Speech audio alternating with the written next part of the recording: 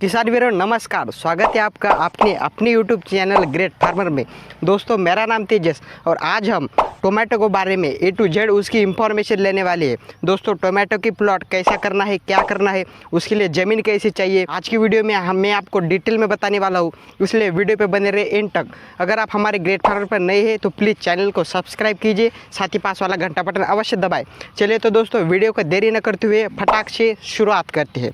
दोस्तों सबसे पहले जानते हैं कि हमें टोमेटो के लिए जो ज़मीन होती है उसका हमें सॉइल टेस्ट कराना चाहिए। सॉइल टेस्ट हमें क्यों कराना चाहिए दोस्तों? क्योंकि जो हम खाद की मात्रा देते हैं कभी कभी तो कम हो जाती है और कभी कभी तो ज़्यादा हो जाती है। इसलिए दोस्तों अगर हम सॉइल टेस्ट यानी कि अगर हम ज़मीन की जाँच कराएँ तो हमें पता चल जाएगा कि किस टाइम में हमें किस खाद देना चाहिए और हमारी ज़मीन में किसकी कमी है और हमारी ज़मीन में क्या जो ज़्यादा है, यानी कि नाइट्रोजन, फास्फोरस, पोटैश यानी कि NPK की मात्रा कितनी है और कितनी नहीं, ये भी हमें समझ में आता है। इसलिए हमें जो सॉइल टेस्ट यानी कि जो ज़मीन की मिट्टी की जांच होती है वह हमें अवश्य कराना चाहिए। दोस्तों अब जानते हैं कि टोमेटो की खेती के लिए हमें ज़मीन कैसे चाहिए।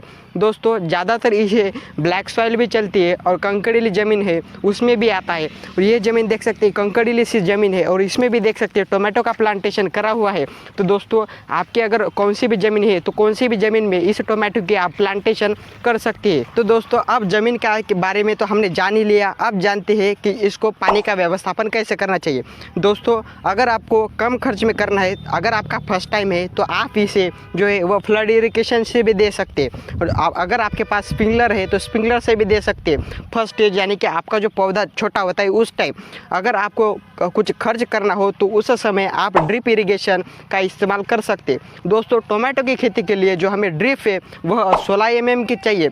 16 mm की ड्रिप हम अगर बिछाए 1 एकड़ में तो हमारा जो आने वाला उपज है वो भी आता है। और जो हम आपके पास अगर पानी कम है तो इसको पानी की मात्रा भी ड्रिप इरिगेशन से अगर करेंगे तो कम लगती है। दोस्तों अगर फ्लड से पहली बार कराना चाहती है तो फ्लड से भी कर सकते हैं। दोस्तों अगर आप ड्रिप से करेंगे तो आपका पानी की बचत होगी, आपके समय की भी बचत होगी, यानी कि फ्लड है आपको ज़्यादा समय है वह खर्च नहीं करना पड़ेगा।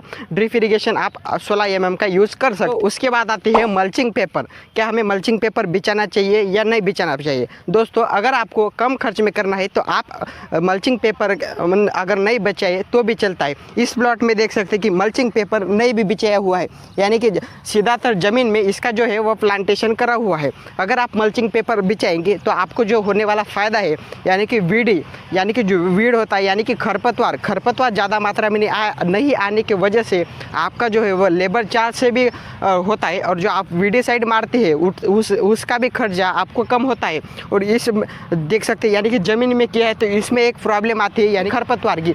अगर आप खरपतवार नाशक मारेंगे तो आपका उधर समय भी जा सकता है और लेबर से निकालेंगे तो भी आपका ज़्यादातर खर्चा होता है, आपका समय भी ज़्यादातर लगता है। दोस्तों इसलिए आप अगर थोड़ा सा खर्च करना चाहेंगे इसलिए आप मल्चिंग पेपर का इस्तेमाल कर सकते हैं। लेकिन हमें दे तो फर्स्ट टाइम क्या है इसलिए हमने इस साल मल्चिंग पेपर का इस्तेमाल नहीं किया है। दोस्तों आप कर भी सकते हैं और नहीं भी कर सकते। दोस्तों मल्चिंग पेपर के बारे में तो हमने जान ही लिया, अब जानते हैं इसकी जो फर्स्ट ग्रोथ होती है उस टाइम हमें ड्रेंचिंग क्या करना चाहिए। दोस्तों ये जो पौधा देख सकते हैं इसको हमें प्लांटेशन करने के बाद 30 दिन हो चुके हैं। 30 दिन के बाद अच्छी ग्रोथ इसकी क्यों है?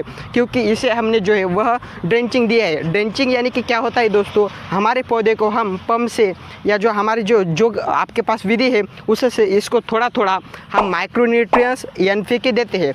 NPK में हम नाइट्रोजन, फास्फोरस, पोटैश देते हैं। वह देने की वजह से हमारा पौधा जो है वह अच्छी तरीके से उसे फुल और जो हमारा उपज अच्छी तरीके से बढ़ता है। दोस्तों हमें जो NPK होता है यानी कि फर्स्ट टाइम हम ड्रेंचिंग में 19-19 दे सकते हैं, यानी कि जो उसकी जो ग्रोथ होती है फर्स्ट टाइम हमें उसे 19-19 का ड्रेंचिंग कर सकते हैं। सेकंड टाइम हम उसे ज़्यादातर उसकी ब्रांचिंग होने के लिए 12-61-0 यानी कि 61% उसमें जो फास्फोरस होता है वह सकते हैं। और अगले टाइम भी हम उसे जो माइक्रोन्यूट्रिएंट्स है वह देख सकते हैं। और जो हमारी जो फंगीसाइड होता है यानी कि फंगस ना लगे इसलिए भी हम उसे फंगीसाइड दे सकते हैं। दोस्तों अब बात आती है कि ज़मीन का पीएच क्या होना चाहिए। दोस्तों यह कंकरीली ज़मीन है। इस टोमेटो की खेती के लिए हमें जो ज़मीन का पीएच होता है यानी कि पावर ऑफ हाइड्रोजन वह हमें 5 से लेकर 7.5 तक चल जाता है। अब हम देखते हैं कि इस टोमेटो की खेती के लिए हमें बंदाई कैसे करनी चाहिए और किस टाइप करनी चाहिए। दोस्तों इसके लिए आपको बंदाई के लिए आपको बाम्बू की उपयोग करना चाहिए और जो इसको सुतली है उसका भी इस्तेमाल करना चाहिए। देख सकते हैं बाम्बू भी यहाँ पर खड़ा है और जो सुतली से इसको जो स्टेम को है वह बांध रखा है। दोस्तों इस जगह पे तार के उपयोग किया है। तार की जगह आप फ्लैट वायर का भी इस्तेमाल कर सकते हैं। फ्लैट वायर का इस्तेमाल अगर आप करेंगे तो तार का वेट ज़्यादा होने की वजह से तार जो है वह 1 किलो में कम बैठती है। और जो फ्लैट वायर अगर आप 1 किलो लेंगे तो उसमें फ्लैट वायर की जो ज़्यादातर उसमें आएगा, इसलिए आपका खर्च भी कम हो जाएगा और आप फ्लैट वायर हल्के होने के कारण आपको जो है वह बंदाई भी आप सिंपल तरीके से कर सकते। और इस टाइम भी देख सकते कितनी अच्छी तरीके से बंदाई की हुई है और जो बाम्बू को भी आप बांध सकते हैं। तो इस टाइप से आप पौधे की जो है वो बंदाई कर सकते हैं। तो दोस्तों बंदाई हम क्यों करते हैं यह हम जानते हैं। दोस्तों जब हमारे पौधे में टोमेटो लग जाते हैं तो उस टाइम टोमेटो का वेट ज़्यादा होने के कारण टोमेटो नीचे ना गिरे, इसलिए हमें बंदाई करनी पड़ती है। दोस्तों अब बात जानते हैं कि टोमेटो की खेती के लिए हमें वैरायटी कौन से आते हैं। दोस्तों काफ़ी तरह वैरायटी आती है। कुछ वैरायटी हम बरसात में लगाते हैं, कुछ वैरायटी हम ठंड में लगाते हैं और कुछ वैरायटी हम समर सीज़न यानी कि धूप काल में लगाते हैं। दोस्तों अलग अलग टाइम इस वैरायटी आती है। अगर आप बरसात में लगाना चाहते हैं तो बरसात के अनुसार आप वैरायटी का चयन कर सकते हैं। यह जो वैरायटी है दोस्तों यह वैरायटी 1057 है। 1057 भी आती है और काफ़ी कंपनी की जो है वह वैरायटी आती है। अगर आपको जो कुछ वैरायटी अच्छी लगे तो उसका आप चयन कर सकते हैं और आपकी खेत में वह लगा सकते हैं।